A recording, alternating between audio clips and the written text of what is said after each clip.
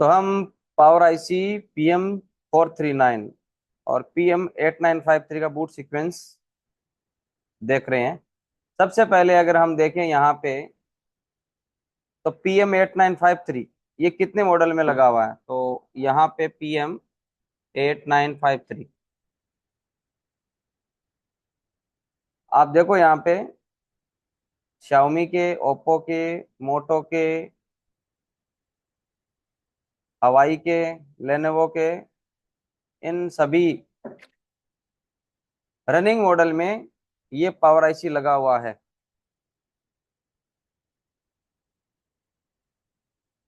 दूसरा power IC एक और PM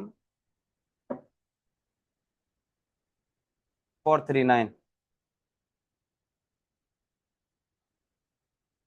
ये आपका इतने मॉडल में लगा हुआ है। तो ये जो पावर आईसी है PM 439 और PM 8953, इन दोनों का बूट सीक्वेंस सेम है। बूट सीक्वेंस क्या है एक्चुअल के अंदर, पहली बात तो ये समझ लो। बूट सीक्वेंस का मतलब ये है कि कोई काम जब स्टार्ट होता है तो सबसे पहले क्या होता है, फर्स्ट नंबर पे, सेकंड नंबर पे क्या होता है, थर्ड नंबर पे क्या होता है, वो जो एक सिस्टम होता है, वो जो एक कंटिन्यू लाइन जो होती है, उसी को हम बूट सीक्वेंस बोलते हैं। तो हम यहाँ पे इन दोनों आईसी का बूट सीक्वेंस सेम होता है और उसको हम समझते हैं। तो एक फोटो लेते हैं हम सबसे पहले यहाँ पे, इस बूट सीक्वेंस का जो,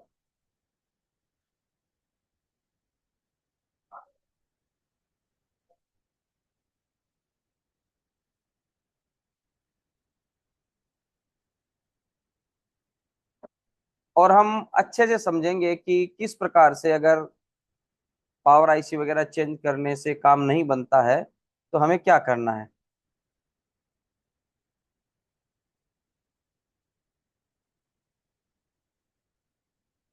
सेव कर लेते हैं इसको हम डेस्कटॉप पे।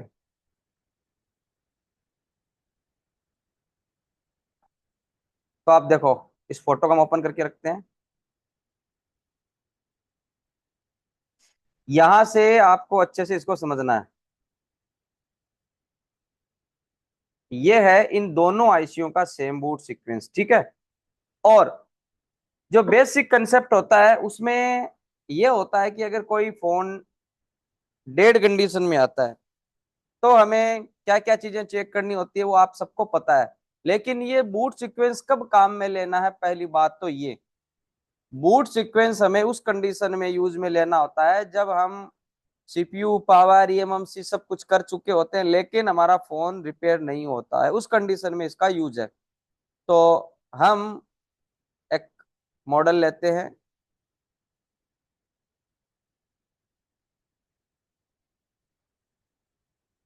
जिसके अंदर इन दोनों में से कोई भी आईसी लगा हुआ है।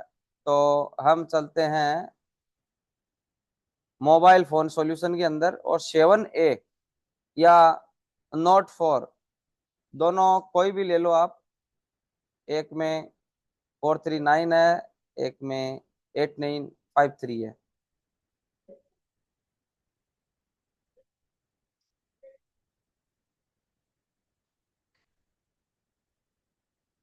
7A यहाँ से लेते हैं तो आपको पता है, अगर आपको स्केमेटिक समझना है तो दो चीज आपको लेनी पड़ती है, एक तो लेआउट, एक डायग्राम। तो हम यहाँ से लेआउट को ओपन करते हैं।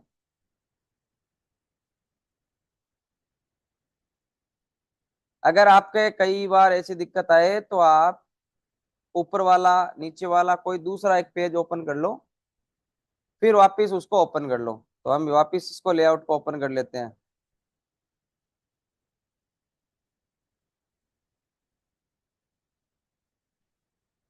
किसो है ना वो, हुसैन। देखो यहां से आपको क्या करना है, सबसे पहले पावर आईसी का नंबर कॉपी करना है, ठीक है। तो यहाँ पे जो पावर है ये है ठीक है, U1201। पावर आईसी की पहचान क्या होती है? दो चीजों से पहचान कर सकते हो आप। एक तो पावर आईसी के पास में कॉइलें सबसे ज्यादा होते हैं, तो यहाँ आप अगर नोटिस करोगे, एक, दो, तीन, चार, पाँच, छह, सात, सात कॉइल है। और दूसरा, पावर आईसी के पास में क्रिस्टल होता है जिसे हम अक्स से लिखते हैं, अक्स 1302।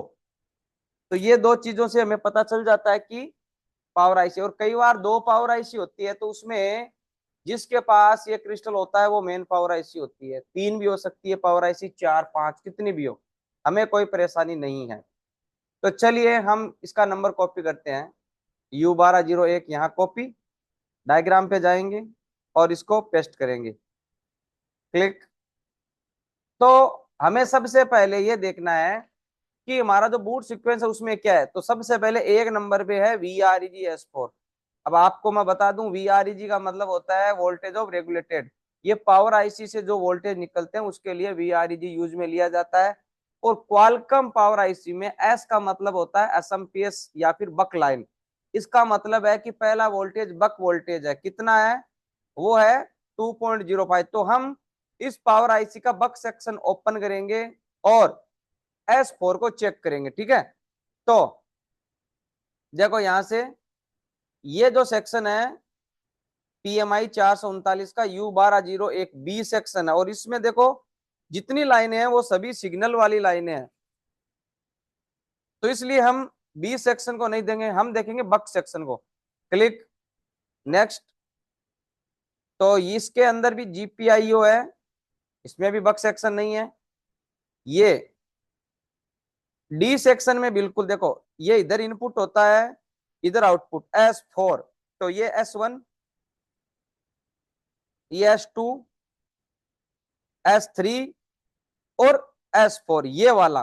कहने का मतलब है कि ये जो कॉइल है L1404, इस पे क्या बनेगा, इस पे बनेगा बक वोल्टेज कितना, 2.05। तो यहां से कॉपी किया मैंने और लेआउट पे डाला, कंट्रोल V। देखो इस पावर आईसी के पास में ये जो कॉइल है इस पे 2.05 वोल्टेज बनना चाहिए। अगर इस पे बन रहा है तो फिर हमें क्या चेक करना है, S7 0.9। तो आप वापिस डायग्राम में जाओ, S7, ये रहा कॉइल 1407। अब इस पे वोल्टेज बनना चाहिए, तो इसको कॉपी करो, डायग्राम में जाओ, पेस्ट करो। ये वाली कॉइल, इस कॉइल पे 0.9 का वोल्टेज बनना चाहिए। अगर इस पे बन रहा है तो फिर आगे चलना आपको, VREG S2 0.8। तो S2, वापिस डायग्राम पे चलेंगे, S2 देखो, ये S5, S4, S2, ये रहा L1402 कॉइल, लेआउट, पेस्ट, ये रही। तो इस कॉइल पे 0.8 का वोल्टेज बनेगा। फिर देखो S5 और S6 है, यहां देखो आप, ये S5 और S6 दोनों मिलके 0.8 वोल्टेज बनाते हैं एप्लीकेशन के लिए, ठीक है। तो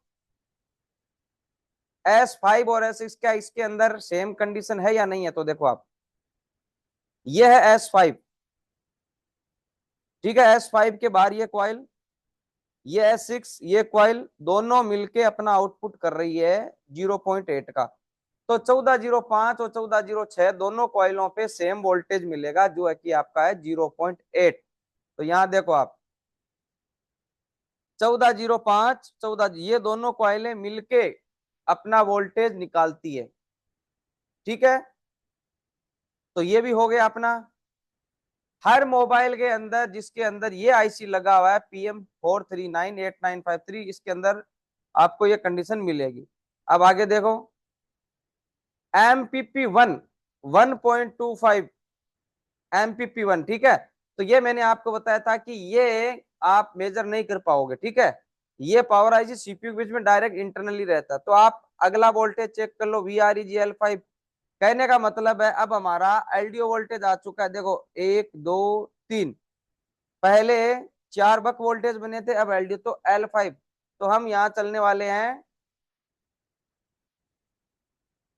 वापिस पावर आईसी पे, और एलडीओ ये तो बक वोल्टेज है, एलडीओ वोल्टेज पे चलते हैं। तो यहां से हमें U1201 वापिस लिखना पड़ेगा, U1201। ये बक सर्किट है, एलडीओ पे चलना आपको नेक्स्ट। तो ये देखो ये रहा, इधर क्या है, VRG L1 से लेके L23, 23 प्रकार के एलडीओ वोल्टेज ये आईसी बनाती है। तो हमें कौन सा चाहिए भाई, हमें चाहिए, देखो आप यहाँ देखो L5। ठीक है, तो ये रहा L5 जो है वोल्टेज, आप इसको देखो यहां से, ये जो लाइन जा रही है ये वाली, capacitor C1505, C1505 copy, layout. इस कैपेसिटर पे आप जब वोल्टेज चेक करोगे तो आपको 1.8 का वोल्टेज मिलना चाहिए भाई। ठीक है, हो गया। फिर L5 के बाद में अक्सों के लिए वोल्टेज बनता है 1.8 का। फिर है VREG L7, VREG S3। आप शॉर्टकट बताता हूं, अब आप है ना L7 को चेक कर लो। अगर L7 बन गया तो पीछे वाले सभी आप दो दो वोल्टेज को गैप करके भी चेक कर सकते हो। तो हम L7 देख लेते हैं। तो यहां देखो L7 ये रहा। देखो आगे भी हम चेक कर सकते हैं, ऐसी कोई बात नहीं है, लेकिन यहां से इजी है इसलिए आपको यहीं से बता रहे हैं। 1506 लेआउट, 1506 को डालो, 11। इस पे कितना आएगा, इस पे भी 1.8 आएगा। नेक्स्ट, अब आप VREG S3 1.2, VREG S3। तो वापिस हमें डायग्राम में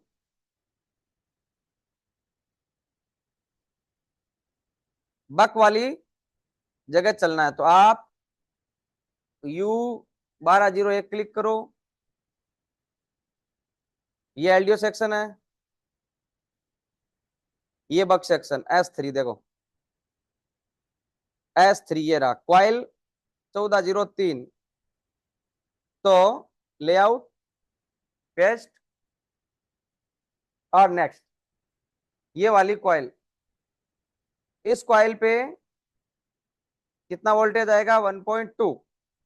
आगे आगे हम चलते हैं, तो हम सीधा चलते हैं L8 पे। ठीक है, L8 को देख लेते हैं, 2.9 वोल्टेज L8, यानी हमें आना है एलडीओ वोल्टेज पे। तो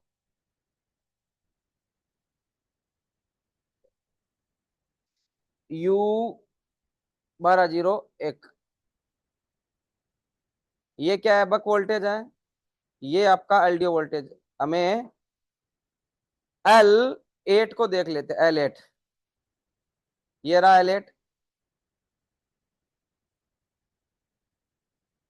बाकी यहाँ पे क्लिक करके आप देखो, कोई भी कैपेसिटर, ये सीपीयू वीसीसी है ना, तो आप इस कैपेसिटर लाइन में जो भी लगा हुआ, जैसे ये कैपेसिटर है, ये कैपेसिटर किसी को भी आप चेक कर सकते हो। मैं इसको कॉपी कर लेता हूँ और लेआउट में डाल देता हूँ।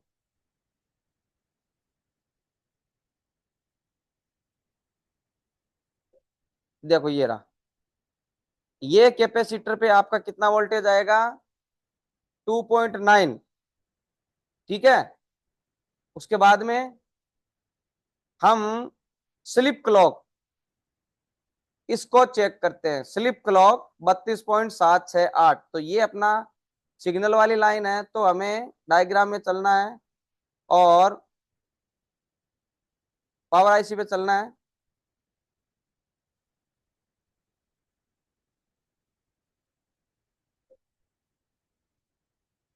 ये आ गई पावर आईसी। तो हम यहाँ U1201 स्लिप क्लॉक कहाँ पे, देखो ये जो सेक्शन है आपका, ये है एलडीओ, ये है बक, ये है जीपीआईओ और ये है, तो मेन कंट्रोलिंग सेक्शन है ये। तो यहाँ देखते हैं हम स्लिप क्लॉक, बीबी क्लॉक, बेसबैंड क्लॉक,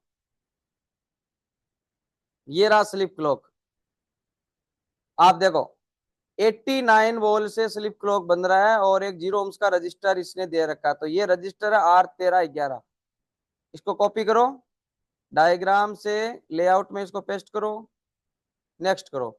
ये जो रजिस्टर है, यहाँ पे आपको 32.768 किलो हर्ट्ज की फ्रीक्वेंसी चेक करनी है। अगर वो नहीं बन रही है तो आप की पावर आईसी में दिक्कत हो सकती है। इस रजिस्टर को चेंज करके आपको देखना है, ठीक है। अब नेक्स्ट स्लिप क्लॉक बन गया। अब आपको देखो ये वोल्टेज चेक कर लेनी है, जितने जितने अगर नहीं बनते हैं तो उस लाइन में जो भी कैपेसिटर वगैरह जो भी कंटिन्यूटी के लिए आपको चीजें चेक करनी है। अब ये बेस बैंड क्लॉक देख लेते हैं हम। बेस बैंड क्लॉक, बीबी क्लॉक, जो कि क्रिस्टल के बराबर की फ्रीक्वेंसी निकालती है। तो यहां से वापस हम डायग्राम पे चलते हैं। तो इसका जो बी सेक्शन है इसमें देखो MSM base band clock, EN और बेस बैंड क्लॉक, ये वाला जो रजिस्टर है 0 ohms का R1314, कॉपी, लेआउट, पेस्ट। ये देखो इस पे आपको 19.4, 19.2, 4 नहीं 2 है, 19.2 मेगा हर्ट्ज की फ्रीक्वेंसी आपको चेक करनी है। ये अगर आपकी ओके है तो नेक्स्ट आपको चेक करना पावर ऑन रीसेट 1.8 का वोल्टेज। तो इसको देख लेते हैं हम। देखो ये रहा पावर ऑन रीसेट, ठीक है। इस पे डबल क्लिक किया, नेक्स्ट किया, ये रहा। आप इस पे R402 पे चेक कर सकते हो, कॉपी, लेआउट, पेस्ट। ये रहा। आपको यहाँ पे 1.8 का वोल्टेज चेक करना है इस रजिस्टर पे। और ये रजिस्टर कई बार अपना वैल्यू कम कर देता है, जिसकी वजह से भी दिक्कत होती है। ये वोल्टेज पावर और रीसेट का अप डाउन होता है, तो इसको चेंज करके भी आपको चेक कर लेना है। अब अगर ये भी ओके है तो फिर देखो सीपीयू अपना काम करेगा, वो है 1.8 पीएस होल्ड, ठीक है। तो डायग्राम में वापस पीएस होल्ड देखो, इस रजिस्टर पे आपको 1.8 वोल्टेज चेक करना, R404। अगर इस पे आपका वोल्टेज बन रहा है तो आपको ईएमएमसी को निकाल के पोर्ट को चेक करना। देखो ये रजिस्टर सीपीयू के नीचे R404। तो इस प्रकार ये जो आईसी है जितने मॉडल में लगी हुई है इन सब पे सेम। आप देखो, आपको मैं एक चीज और बता देता हूं। मान लो ये आईसी आपकी लगी हुई है ऐसे फोन में जिसका बोर्नियो में या किसी भी टूल में कोई नहीं दिया, तो आप मान के चलो कि आपको मैं एक चीज समझाता हूं।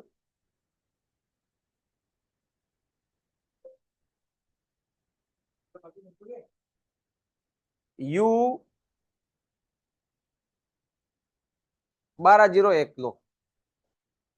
अब आप इसको ध्यान से समझ लो। अगर आपके मोबाइल में 439 पावर आईसी लगा हुआ है तो उसकी जो 63 बॉल है वो हमेशा ऑन ऑफ के लिए काम करेगी। 27 जो बॉल है वो हमेशा पावर ऑन रीसेट को बनाएगा। 52 है उस पे पीएस होल्ड आएगा। और 76 है वो बटन के लिए। एसपीएमआई क्लॉक, एसपीएमआई डेटा 5137 के लिए। और डब्ल्यूटीआर के लिए जो क्लॉक निकलती है वो यानी कहने का मतलब है, एक आईसी को समझने का मतलब है, जितना अभी हमने देखा था कि इन मॉडल में ये आईसी लगी सेम काम है और सेम बोल से सेम वोल्टेज निकालेगी। तो बहुत अच्छे से मैंने आपको समझा दिया है कि बूट सीक्वेंस में आपको किस प्रकार से काम करना है। तो आपको जैसा बताया गया है उस हिसाब से आपको काम करना है और सही तरीके से काम करेंगे तो नो डाउट आप एक अच्छे लेवल पे काम कर पाएंगे। अगर आपको वीडियो पसंद आया और आप ऑनलाइन क्लास ज्वाइन करना चाहते हैं तो नीचे दिए गए नंबर पे मैसेज करके और आप क्लास ज्वाइन कर सकते हैं, कोर्स वगैरह की जानकारी आप ले सकते हैं।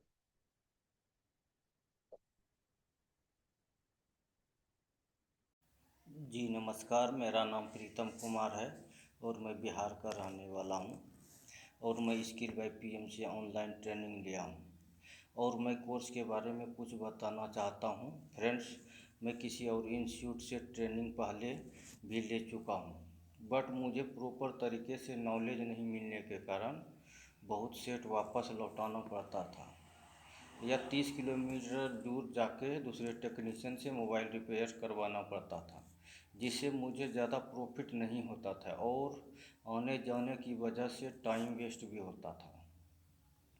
तो मुझे कभी कभी लगता था कि मोबाइल रिपेयरिंग मेरे बस की नहीं है। इसी सोच के बाद मैंने पुनः ट्रेनिंग के लिए अच्छे इंस्टीट्यूट की जानकारी करना प्रारंभ कर दिया और कई जगह कॉल भी किया, तो कोई 35,000 तो कोई 25,000 रुपया बोला। तो मैंने सोचा इतना बजट आसान नहीं है, क्योंकि रहना खाना आना जाना और लगभग 1 महीने समय देना आसान नहीं है। इसीलिए मैंने ऑनलाइन कोर्स के बारे में यूट्यूब पर सर्च किया तो मुझे बहुत सारे इंस्टीट्यूट मिला और बहुत सारे इंस्टीट्यूट का वीडियो देखा और फाइनली स्किल बाय पीएम को ज्वाइन किया और सोचा 2,999 रुपया जो बजट है कम है, इसका रिस्क लेना चाहिए और परचेज किया। फ्रेंड, कोर्स करने के बाद पता चला 2,999 रुपये के कोर्स का क्या फ़ायदा है। इतनी अच्छी तरह से आधुनिक डायग्राम के साथ रजिस्टर, कॉइल, डायोड, बक, एलडीओ और सभी तरह का आईसी का नॉलेज, स्कीमेटिक का नॉलेज, प्रोटोकॉल का नॉलेज और यूफाई EasyJetec का नॉलेज का प्रॉपर नॉलेज दिया है। और कोर्स कंप्लीट होने के बाद जूम ऐप के द्वारा लाइव क्लास भी कराई जाती है। अंत में मैं स्किल बाय पीएम को इतना अच्छा कोर्स प्रोवाइड करने के लिए धन्यवाद देना चाहता हूं और मैं यही कहना चाहूँगा कि जो भी टेक्नीशियन भाई लो बजट में कोर्स करना चाहते हैं और ज़्यादा प्रॉफिट लेना चाहते हैं वो स्किल बाय पीएम को ज्वाइन करें। धन्यवाद। हेलो फ्रेंड्स, आप देख रहे हैं skill by mobile repairing training centre Sujangarh Rajasthan के अंदर का दृश्य। दोस्तों, यहाँ पे केवल 10,000 रुपये के अंदर एंड्रॉयड मोबाइल का हार्डवेयर और सॉफ्टवेयर चिप लेवल का काम सिखाया जाता है। आप देख रहे हैं कि अंदर स्टूडेंट बैठे हुए हैं और अपनी अपनी सीट पे काम कर रहे हैं। यहाँ पे हर स्टूडेंट को लेटेस्ट टूल मिलते हैं। इसके साथ में आप पीछे देख सकते हैं प्रॉपर लेटेस्ट टेक्निक के माध्यम से इनको कोर्स कराया जाता है, जिसमें आपका hand skill, double decker, schematic और जितने भी आपके ऑन मोबाइल के अंदर सेक्शन होते हैं, डेड मोबाइल के अंदर जो भी रिपेयरिंग होती है वो कंप्लीट आपको केवल इसी 10,000 रुपये फीस के अंदर सिखाई जाती है। तो आप में से कोई भी अगर रिपेयरिंग सीखना चाहता है एडवांस लेवल की तो वो कॉन्टैक्ट करें। नीचे मेरे कॉन्टैक्ट नंबर दिए गए हैं।